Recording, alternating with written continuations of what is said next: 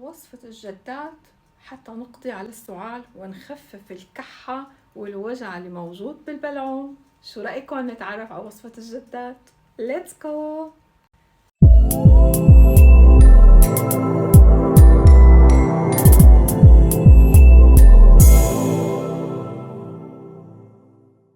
يسعد أوقاتكم أحبتي، بتمنى تكونوا بصحة وخير وسلامة. اللي عم بيتابعني أول مرة معكم لبنى رحي، حاصلة على درجة الدكتوراه بالكيمياء التحليلية، خبيرة التغذية العلاجي، بيولوجيا الشيخوخة وجمال السيدة.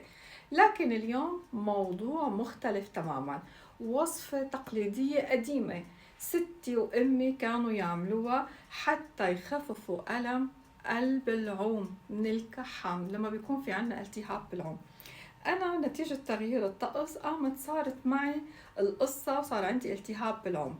في عنا علاجات حتى نرفع مناعة الجسم ونخفف الالتهابات، لكن الألم اللي موجود هون بده شيء داخلي.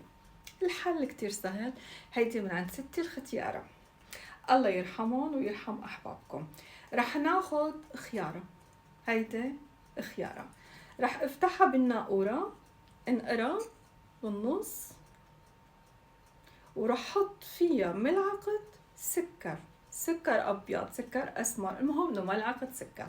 إذا كان موجود عندكم العسل روعة جدا، إذا كان غير متوفر بسيطة.